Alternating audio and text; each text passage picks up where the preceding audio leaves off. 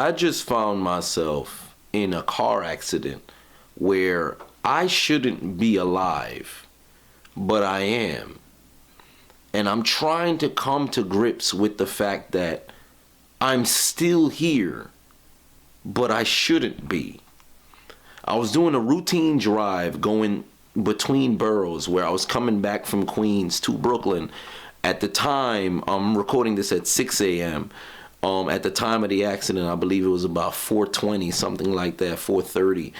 And I'm by a red light, wide awake. Well, not necessarily wide awake, but I understand that I'm dozing off.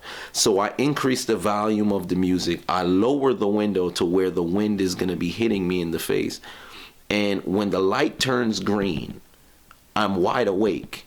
And in a split second, all I hear is a thud, and I feel as if I'm flying in the car in midair. I'm turning the wheel, but the car's not moving.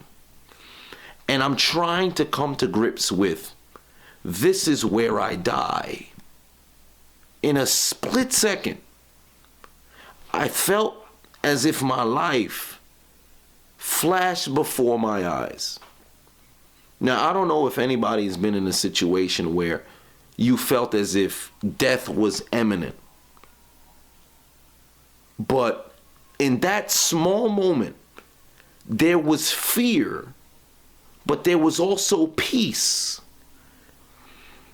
And when it finished and the full second passed, I found myself still here alive, and I'm trying to understand why.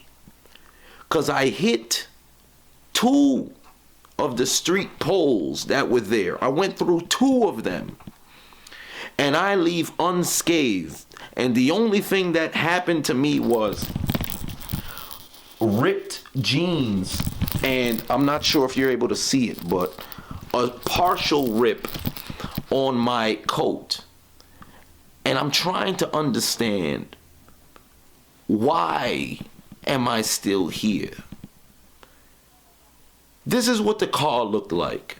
You see that car that looks like it just got ambushed by a bunch of Decepticons? Yeah, that's my car. You're probably wondering how I found myself in this situation. Well, I was driving home at approximately 5 a.m. last night, and I found myself pulling up to a red light after coming off of the highway. Unbeknownst to me, my body opened the Bible to Matthew 11 verse 28 and started to recite, "Come to me, all ye who labor, and I shall give you rest." And a battle internally began between sleep and my consciousness, where the former was starting to win the battle. At this point, I found myself in quite the conundrum. Do I pull over and go to sleep, or do I drive the 8 blocks to go to sleep inside of my house? I chose the latter, so I proceeded to crack open the windows, increase the volume of my Pokemon instrumentals, and as the light turned green, I made eye contact with the driver next to me, put my foot down on the gas, and proceeded to drive. However, much to my chagrin, my body was already planning to activate TM44, and I began to rest. After the anesthesia kicked in, I thought I was driving down the right side of the lane, only to find myself a split second later driving through a street light and landing on top of another. Phone ended up dying. That's why the footage cut off. But I'm sitting here trying to understand, why am I still alive? Because my irresponsibility of just pulling over and possibly taking a nap would warrant a judgment that is much more catastrophic than just losing my car. The type of person that I am, I take 100% responsibility, accountability for my actions. And in this situation, I should have just pulled over and went to sleep, because not only did I just endanger myself, I endangered other drivers on the road. And there was an individual in a car next to me.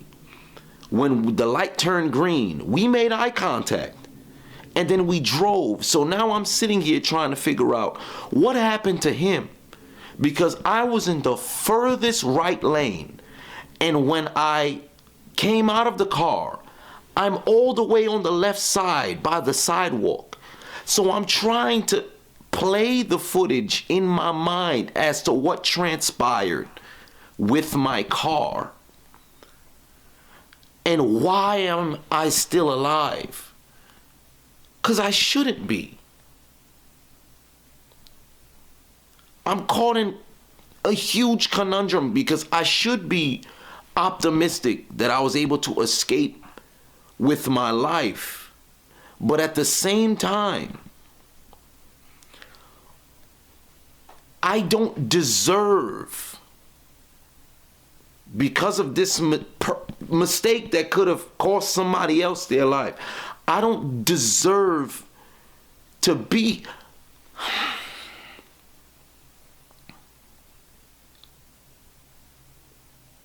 Where do I go from here? Knowing that this transpired, because it happened at the worst possible time, especially financially. So I'll have to figure out how things are going to play out, but I don't care about that. Personally, I put myself in a position to where I could have cost myself my life, and I never put myself in positions like that. And it's wild because I spoke with my father about something similar to this earlier today.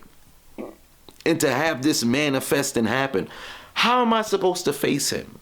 I'm sitting downstairs in my house right now. They're still sleeping. It's about 6 a.m. now. My mother should be awaking soon to get ready to go to work. My father's going to be awaking in about 30 minutes to go take my brother to work. He's going to be waking up as well. How do I face my family knowing that this just transpired? And me, of all people, was the perpetrator of what happened.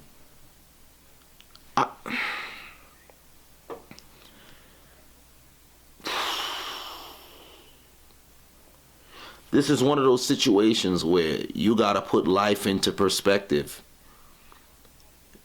But at the same time, I'm struggling to put life into perspective. Should I sit here and be grateful that I survived? Or should I be taking 100% responsibility and feel not necessarily guilt, but I should feel guilt, for lack of a better term, for what could have been? Now, granted, everything is hypothetical, so you're not sure what could have happened, but the possibility of what could have transpired to not only myself but to others is the paradox that I find myself in now. So I'm going to try to move forward from this. I'm going to have to, because it's a situation in the hand that I've been dealt, and I happen to still be here alive. Now, I could wake up tomorrow, because when the ambulance came and I told them I'm perfectly fine, I don't feel anything. Maybe it's the adrenaline that's in me, kind of like when Jeff Hardy jumps off of like a 20-foot ladder and lands on his tailbone. He's perfectly fine. Maybe I'll feel something in the morning, but as of right now, I didn't feel anything. So I told like the paramedics and all the EMTs and all that other stuff, like, get out of here, I don't need you. But I'm really in a situation where I'm trying to piece this together, because I shouldn't be alive right now. Is this a situation where I haven't fulfilled my purpose, therefore I can't be taken away yet?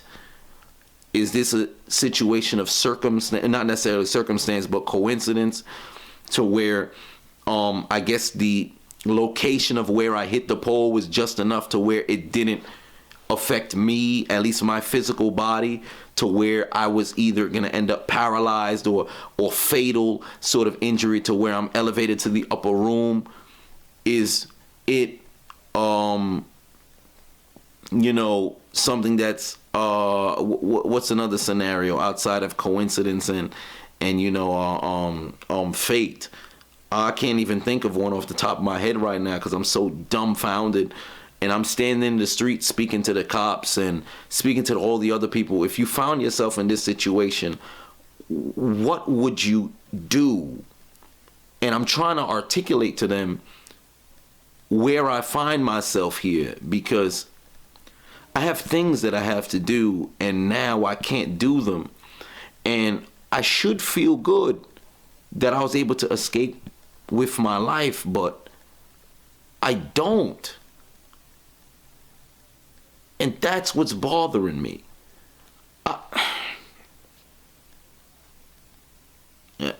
I don't know, man. I don't know. Well, crazy, right? I know. I should be dead right now, right?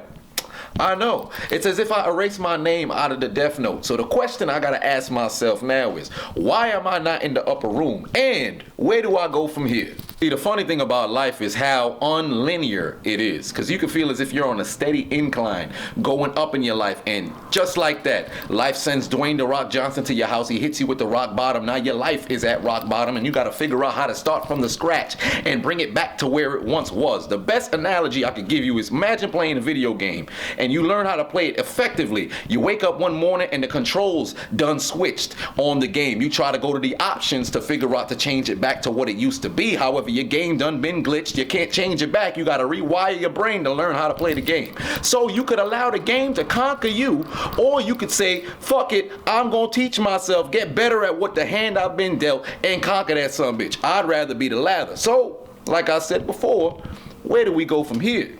Sit down and complain like a bitch, or stand up, look at the situation in the eye, and say, fuck you, you're not gonna hold me down. The grind never stops.